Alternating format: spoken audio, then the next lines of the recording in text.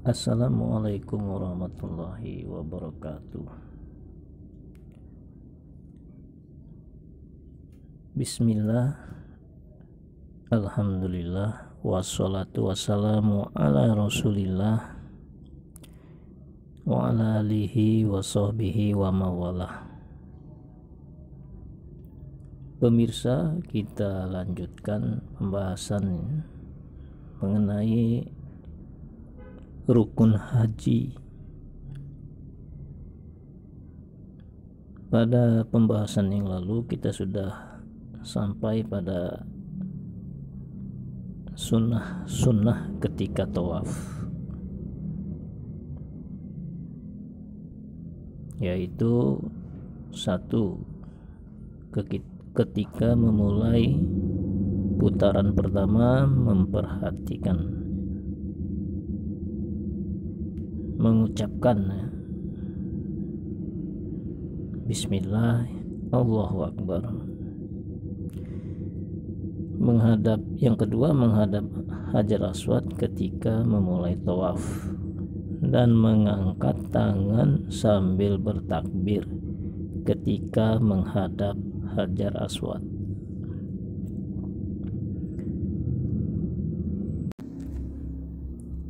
Yang ketiga, memulai tawaf dari dekat dengan Hajar Aswad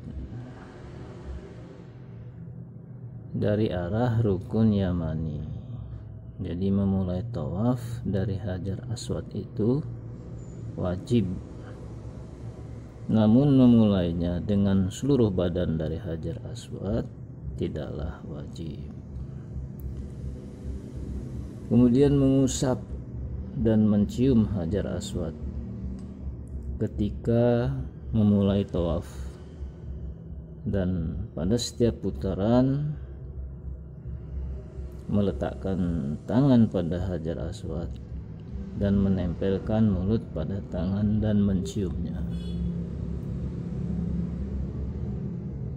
Namun dalam hal ini ya, kalau misalnya terlalu ramai atau terlalu padat dan membahayakan keadaan atau keselamatan jiwa, lebih baik ya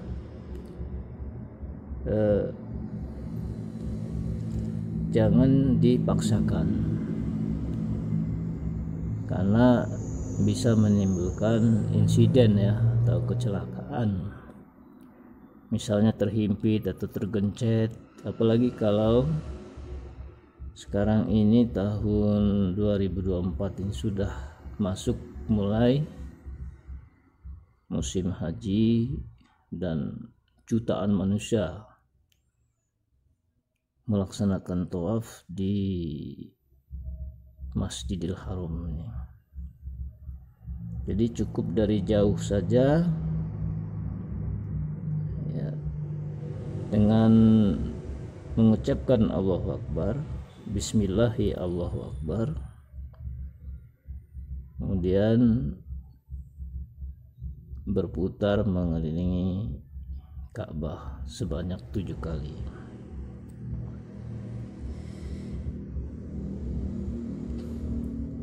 Kemudian yang kelima itu berjalan cepat ya, dengan langkah kaki yang pendek. Disunahkan bagi laki-laki, tidak bagi perempuannya.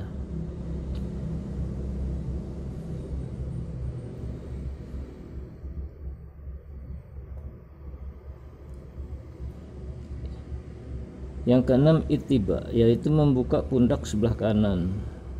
Jadi pada saat kita memulai tawaf itu membuka pundak sebelah kanan. Kain yang melilit di badan, kita buka pundak yang sebelah kanannya. Hal itu dilakukan pada waktu tawaf kudum atau tawaf kedatangan, atau juga disebut dengan tawaf umroh, dan dilakukan oleh laki-laki saja ya, tidak pada perempuan.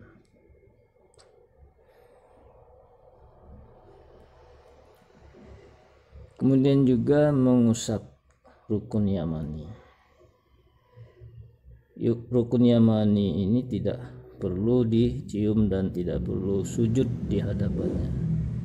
Adapun selain Hajar Aswad dan rukun yamani, maka tidak disunnahkan untuk diusap.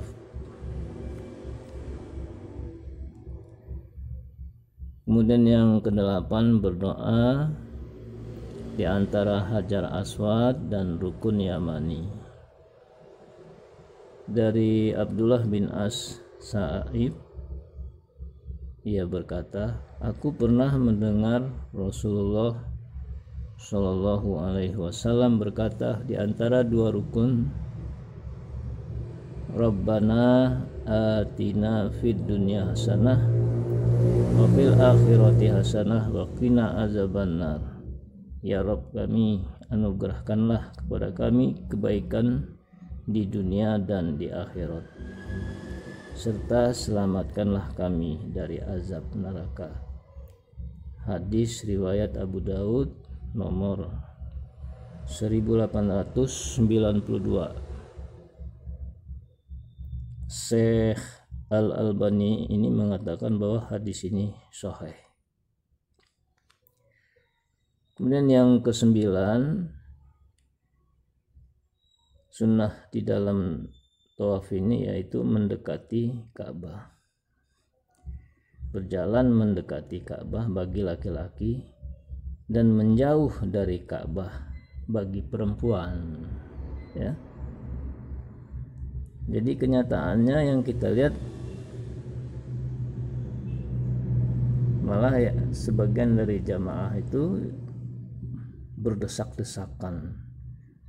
Nah, ini sangat membahayakan bagi keselamatannya, supaya untuk dihindarkan, kecuali keadaan lengang kayak seperti ini ya, sepi, yang lagi tawaf ya nggak masalah sih, lebih baik malah ya untuk mendekati rukun yamani.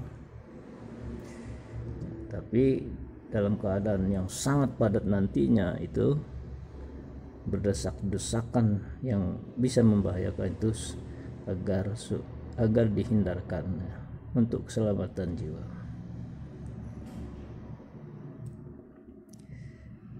Kemudian yang ke-10, menjaga pandangan dari berbagai hal yang melalaikan.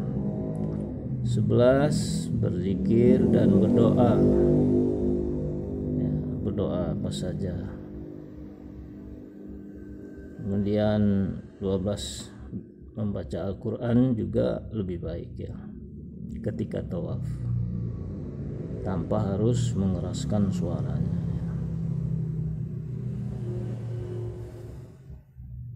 Kemudian yang 13, beriltizam pada multazam. Ini dilakukan dalam rangka mencontoh Nabi Shallallahu Alaihi Wasallam, di mana beliau beriltizam dengan cara menempelkan dadanya dan pipinya yang kanan, kemudian pula kedua tangan dan telapak tangan, membentang pada dinding tersebut. Ini semua dalam rangka merendahkan diri pada pemilik rumah tersebut, yaitu Allah Ta'ala. Multazam juga di antara tempat terkabulnya doa berdasarkan hadis yang derajatnya hasan, kata Syekh As-Sadlan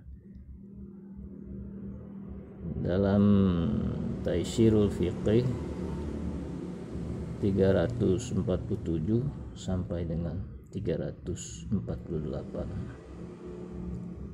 Berdoa di multazam disunnahkan setelah selesai tawaf, dan multazam terletak di antara pintu Ka'bah dan Hajar Aswad.